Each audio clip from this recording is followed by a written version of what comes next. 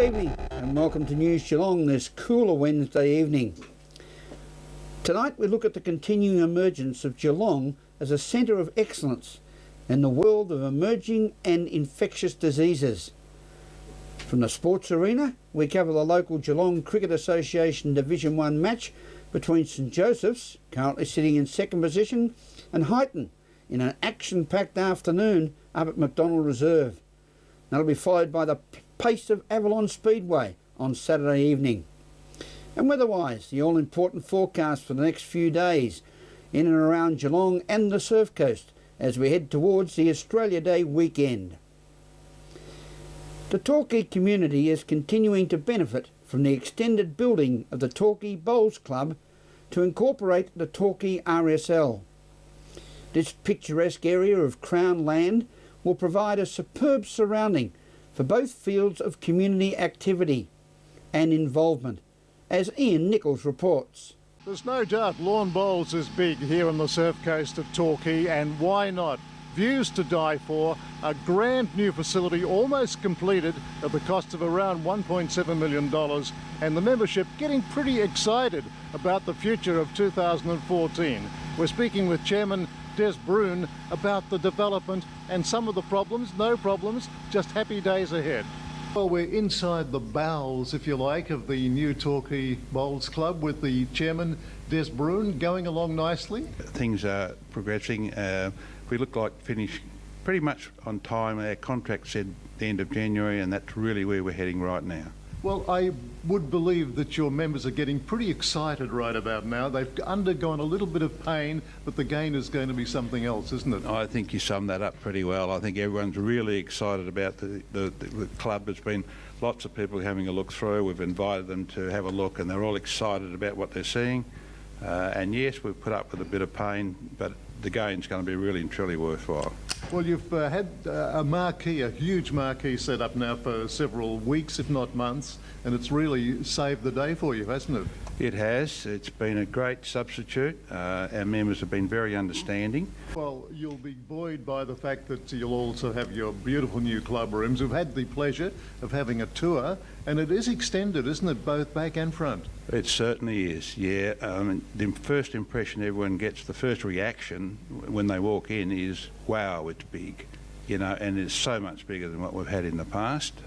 We're delighted with how it's coming up. We're really able to offer two distinct sort of areas, if you like, or one huge open area. But by being able to divide the club rooms up into two sections, we're making sure that our members will always have an area for themselves and never feel squeezed out. So we can run a function and have our members happy all at the same time. Well, we know also that there's a partnership being formed with the Torquay RSL. They'll become tenants of this beautiful new facility, and we're really up in their area now at the rear of the building, where I understand there'll be further extensions into a memorial garden in the future. That's correct. The RSL are a tenant. They have a reception office and an interview room, and also they have plans for quite an extensive memorial garden which will house some of the artefacts, World War II type items, etc. So yeah, so that should be fairly nice as well.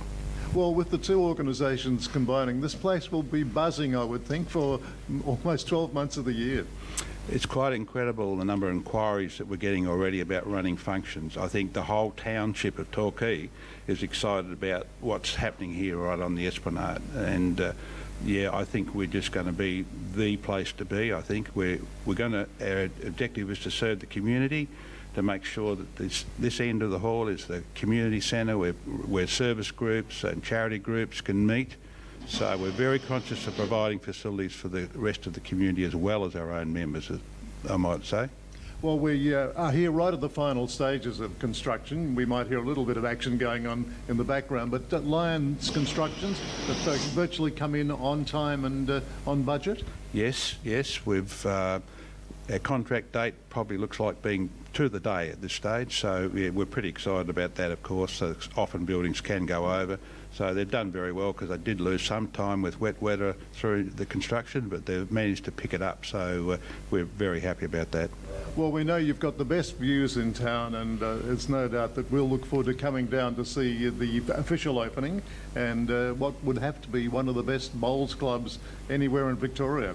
Well, I think you're right there. We certainly believe we'll have, if not the best, certainly one of the best clubs in Victoria, with the view that is to die for, really. So, yeah, we're pretty excited about the whole thing. Thank you, Ian. The perplexing question of the future of the Bob Pettit Reserve at Jan Juc has been discussed around many dinner tables recently. News Geelong gave our super sleuth Ian Nichols the task of finding the facts. As we all know, the truth is out there. Well, News Geelong has taken us down to the Bob Pettit Reserve this week to sort out a few problems that exist here. Residents are very concerned that a parcel of land may be sold by the state government and therefore the future is in doubt. But we've been assured by the member for South Barwon, Andrew Kados, that negotiations are continuing in a fruitful manner, and this land that currently houses tennis courts, children's playgrounds and so many club facilities will be for community use. Andrew Kados, there's been a little bit of argy-bargy, if you like, about the Bob Pettit Reserve down at Jan Juc. We know it's been an iconic venue over the years. It used to be the Relay for Life, the cricket club. It's in a lovely setting there. But there are fears, or you want to allay some of the fears, that some of that land may be sold off.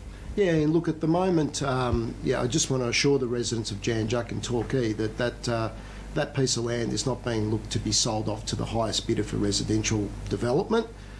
Basically, it's a Department of Education site. It was originally acquired with the intention of building a school in Jan Juc. Now, the coalition government recently has purchased two sites out in Torquay North, the Surf Coast Secondary College, which is almost completed, which is a $37.5 million investment in education in Torquay.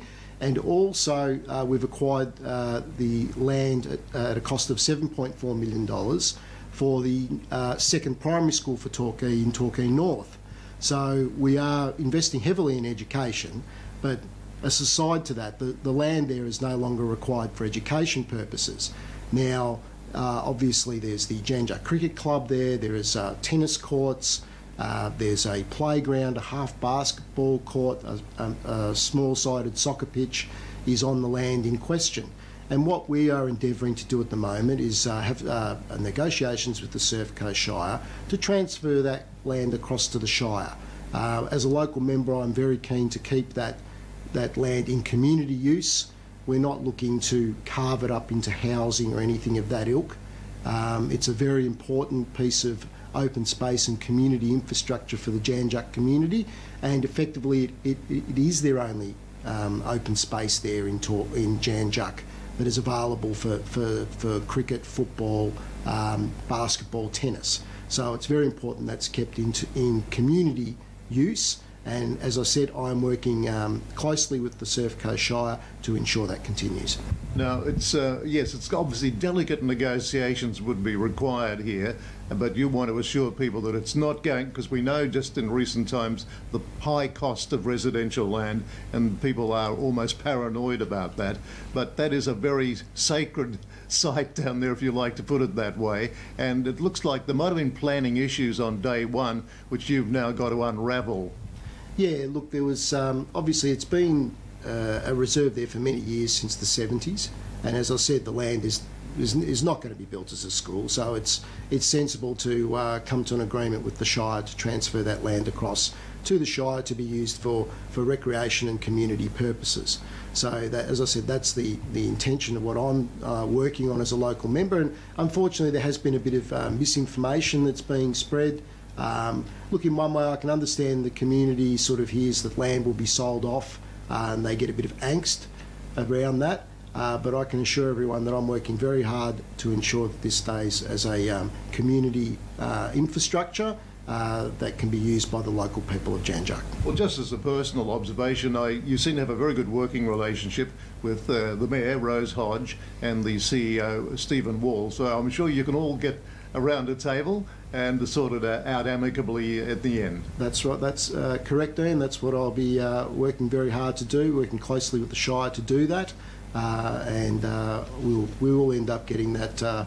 We will end up getting the job done there, and people no need to have any fears around Pettit Reserve. Covering the controversies surrounding the use of land here at Pettit Reserve in Jan Juc, this is Ian Nichols for News Geelong. Thank you, and well done, Inspector Clouseau Nichols.